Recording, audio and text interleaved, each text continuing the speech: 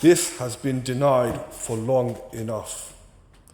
Ahmed Musa JIBRIL is a convicted criminal along with his father Abdullah JIBRIL. Now, what kind of father teaches his son to steal, commit fraud, bully and threaten and bribe people and sign riba contracts? Would you respect your father if he told you to steal, lie, cheat, rob, bully, intimidate and sign riba contracts? Would you teach that to your son if he was a father, as an Islamic Muslim father? Islam is about justice and honesty, even with your enemies, speaking truth against yourself. Unless, of course, father and son thought it was a part of their manhaj, believing they are living in Darul Harb, land of war, meaning the wealth, the blood of everything on that land is permissible and open for the taking. And if he believes that, then he is a total hypocrite. Not in the munafiq sense, but in the linguistic sense. Because if you're claiming it's Darul Harb and you're a Khariji, why don't you do what Kharijis do in Darul Harb? It's only Darul Harb when you want to rob and steal and line up your pockets, follow your desires to take money. But when you're a coward Khariji, it's not Darul Harb when your emirs from across the water are telling you to launch attacks and sacrifice yourself in martyrdom lone wolf operations. Many times you hear in the prisons all the drug dealers and scumbags and fraudsters and criminals, oh, it's Darul Harb. The guy doesn't even pray Salah. Nothing from him is from the religion. But when it comes to committing his crimes, drug dealing based on a fatwa from Abu Hanifa, which is incorrect, might I add, and all the other disgusting crimes, robbery, you name it, oh, it's Darul Harb. It's just a cop-out for criminals to commit crime. So he's got two options. It's either Darul Harb, and it's only Darul Harb for you to steal and rob with your father. What wonderful JIBRIL family values that we have there. Or you're just a filthy, scamming criminal. 80 different identities registered under one address with the purpose of committing identity theft, identity fraud, and racking in whatever you can under those names.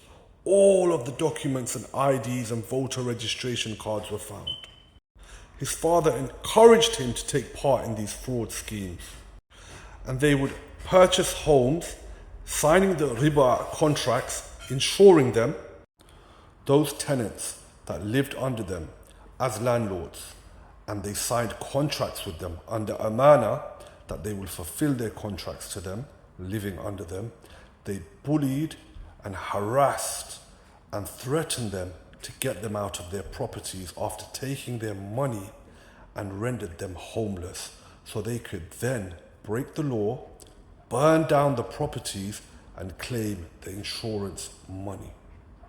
Now these witnesses testified in court, seeing them actually damaging the properties to claim the insurance money, and then Musa JIBRIL and his father bribed those same tenants to keep quiet with money that they needed to survive. So they played on the weaknesses of these people, knowing that they needed the money, and said, I'll give you the money if you turn a blind eye to me breaking the law. Now some of his followers will say, whoa, it's Darul Harb, they can do that upon their manhaj. Well, then you have exposed that you have the manhaj of the Khawarij. You are the kha'in, khawana, backstabbers, betrayers of the contract. You sign a contract of protection to live in the US. You break that contract of protection. Your tenants sign contracts with you. You break those contracts. Just like the ulama said, the Khawarij do not value any word, any honor, any contract, and they will stab you in the back every time. Okay, let's just say he doesn't believe it's Darul Harb and he believes it's Darul Kufr. As you know, we live under contract in Darul Kufr. In return for safety, food, shelter, and security of the state, we agree that we will abide by all the laws, terms, and conditions of the country that we live in. In that case, he is a criminal, a fraudster, a thief, someone who intimidates, bullies, and signs riba contracts.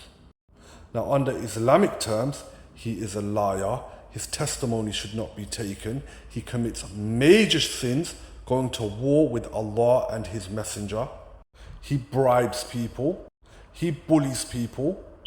He steals money. He commits the major sin of lying and riba, doing all of this fraud to gain in profit. He is a thief.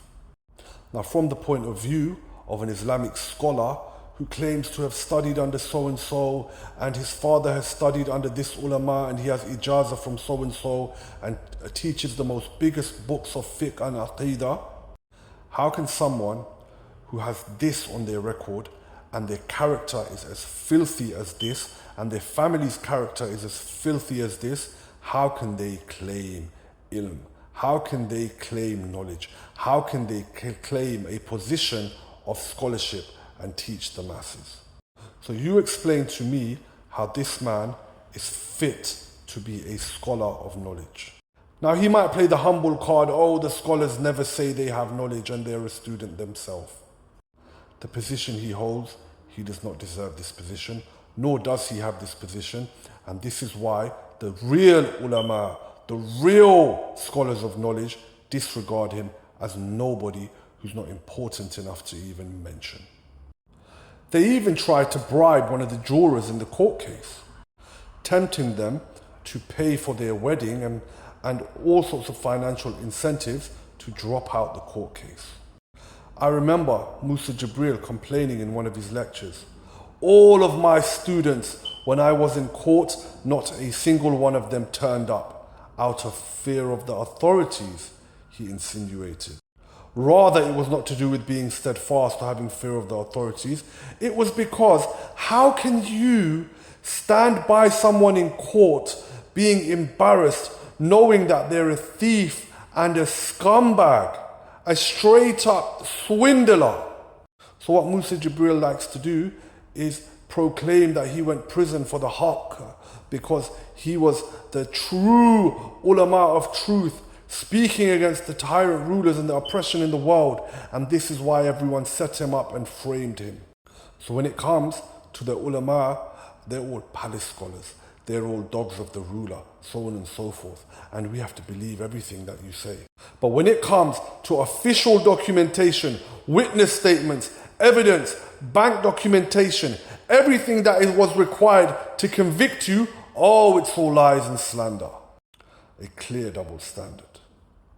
Let me put the final nail in the coffin and say, your ulama of haqq, Ahmed Musa Jibril and his father, are nothing short of thieves, liars, major sinners, people who acquire riba and eat fire in their belly, have the worst family values from father to son, and the whole generation just stealing and robbing, fulfilling their desires, and then they say it's for Islam.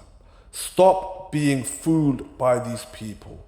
Project Guiding Light has just been misguided from start to finish, and these Qa'idi Kharijis who sit on their chair and promote the Khariji manhaj and never actually take on the actions themselves, they are scumbags, and it is clear to see what they are.